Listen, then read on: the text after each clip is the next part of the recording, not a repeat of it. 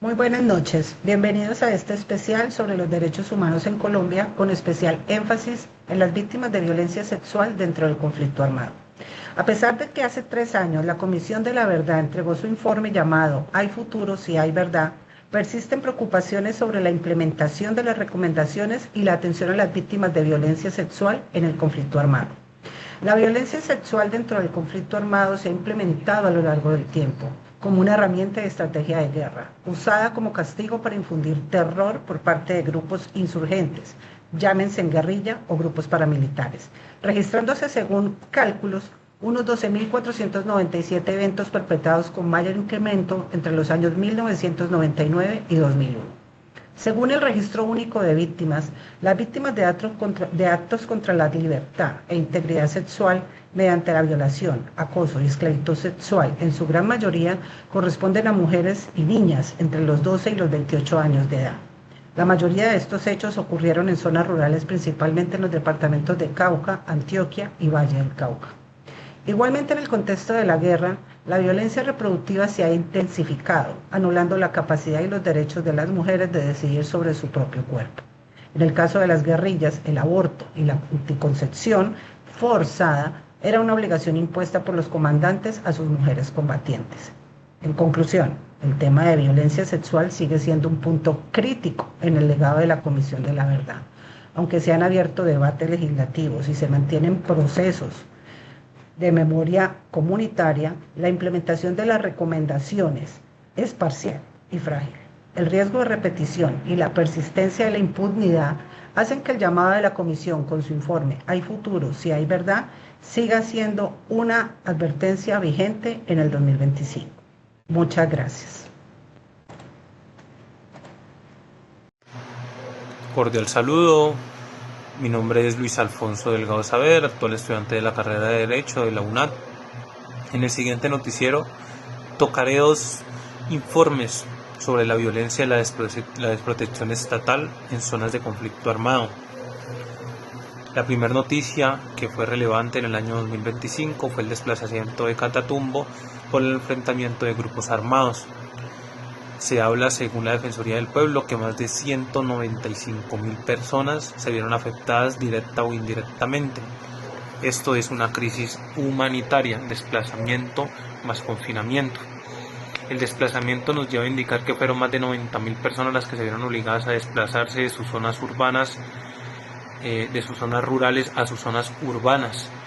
La mayoría y la ciudad que se vio principalmente obligada a acoger estas personas fue la ciudad de Cúcuta, por el enfrentamiento entre dos grupos armados, presuntamente ELN y disidencias de las FARC.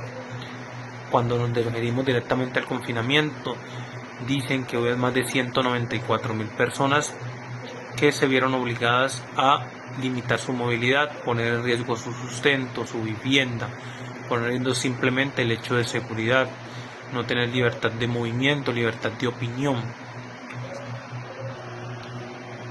Se concluye esta primera noticia como que el desplazamiento más confinamiento es igual a crisis humanitaria interna en el país, a raíz de una desprotección social plena por parte de los entes de control.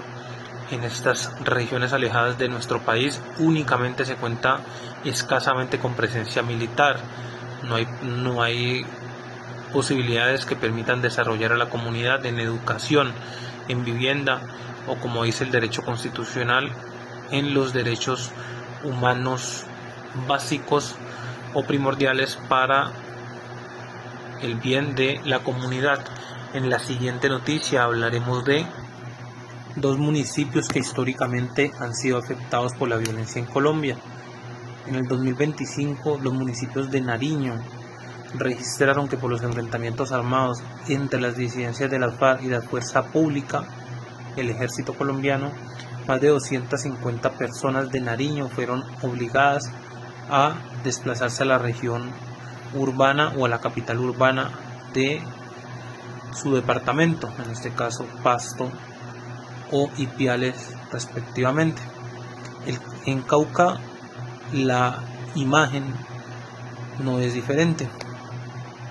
Junto al Chocó son regiones históricamente violentas que han afectado a la comunidad. Directamente, si bajamos a Guapi, Cauca, se presentan diferentes enfrentamientos armados por disidencias de las FARC que han obligado al desplazamiento de miles de personas.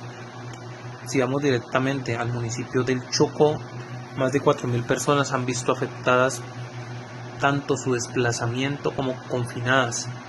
Esto directamente se asocia a grupos armados ilegales que determinan paros armados en los municipios. Según la OCHA, que es la Oficina de las Naciones Unidas para la Coordinación de Asuntos Humanitarios, el Pacífico colombiano es una de las regiones más golpeadas por crisis humanitaria. Esto aumenta significativamente el desplazamiento en el año 2025, actual noticia. A continuación, continuamos con las noticias con la siguiente compañera. Gracias. Reciban un cordial saludo. Gracias por sintonizarnos. Continuando con nuestro especial de noticias, les voy a presentar un informe sobre la guerra, el territorio y las mujeres. Las mujeres viven la guerra en sus territorios, en sus vidas y en sus cuerpos. Eso es verdad para cualquier persona que haya sido afectada por el conflicto. La Casa Editorial El Tiempo, en octubre de este año, profundiza en el flagelo que viven las mujeres de 115 pueblos indígenas del país, como matrimonios infantiles, falta de educación, mendicidad forzada y ausencia de justicia en casos de violencia sexual y física. La historia demuestra que las mujeres indígenas han sido víctimas de una doble y hasta triple marginación por ser mujeres, por ser indígenas y en muchos casos por vivir en condiciones de pobreza extrema. Esta realidad se traduce en mayores obstáculos para acceder a la justicia, a la salud, a la educación y a una vida libre de violencia. Según el DANE, 12 de cada 100 niños indígenas en Colombia tienen como madre a niñas entre 10 y 14 años, una cifra que refleja la gravedad de la vulnerabilidad de derechos que enfrentan las mujeres y niñas indígenas. El Observatorio de Memoria y Conflicto ha registrado 14.380 mujeres víctimas de violencia sexual en el marco del conflicto armado en Colombia entre 1958 y 2022. En relación a la racialidad, el 87.7% de ellas son afrocolombianas. Datos que de Civigila demuestran que la violencia física es más frecuente, alcanzando el 66% de los casos reportados en 2019 para esta población, seguida por la violencia sexual y psicológica.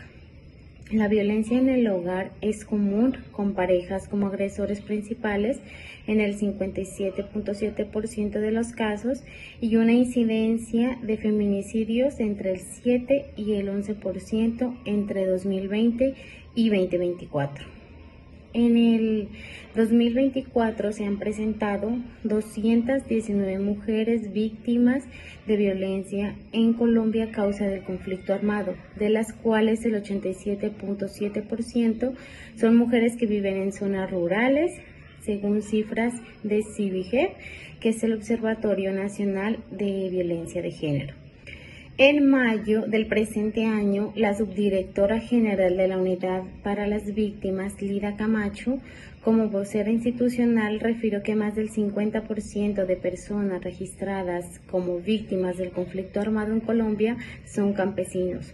Agregó además que la dignificación y reconocimiento del campesinado debe ser una prioridad para toda la nación colombiana, ya que solo así se podrá cumplir con la deuda histórica que tiene esta población y así garantizar un futuro en el que la tierra, la justicia y la paz sean derechos tangibles para todos y todas.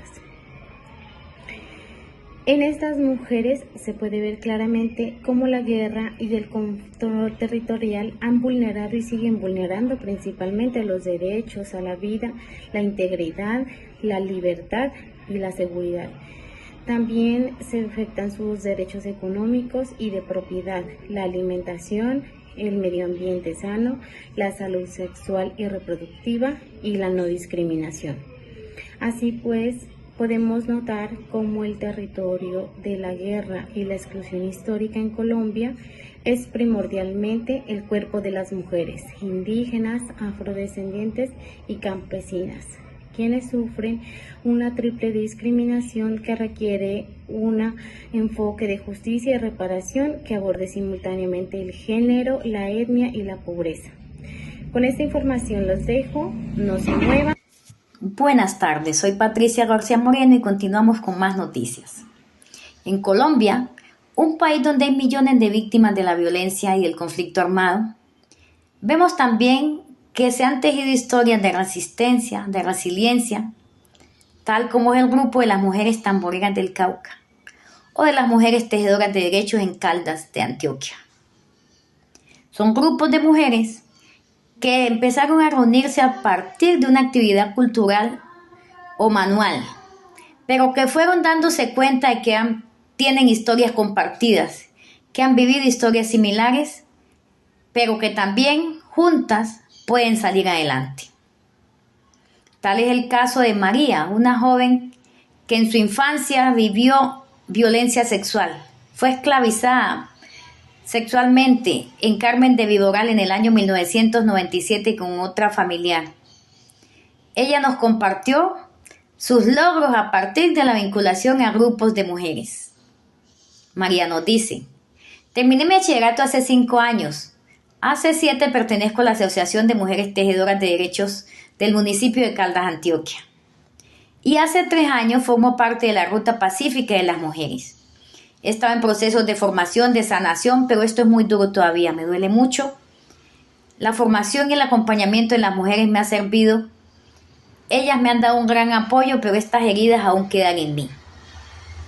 Vemos que cuando aquellas mujeres que han sufrido esta violencia se acercan unas a otras y comparten sus experiencias, aumenta la solidaridad y disminuye la sensación de soledad. Eso fue también lo que nos compartió Jessica. Jessica hace parte del grupo de mujeres tamboreras del Cauca. Dice: creo que una de las maneras en que nosotros nos volvemos más fuertes es cuando miramos en un espejo y vemos que no somos las únicas que hemos pasado por el conflicto, que nuestros cuerpos no son los únicos que han sido atravesados por la violencia sexual. No somos las únicas que hemos experimentado la desaparición de un ser querido. Eso nos hace más fuertes y nos invita a luchar por nuestros derechos y en contra de esa discriminación hacia los negros y a fortalecernos para seguir peleando. También logramos conservar esa cultura nuestra porque con nuestros rituales, cantos, danzas, resistimos y aguantamos el dolor. Vemos pues que el acompañamiento continuo, la escucha y el respeto por otras mujeres hicieron que las tamboreras del Cauca se apoyaran entre sí para exigir sus derechos y acceder a la justicia.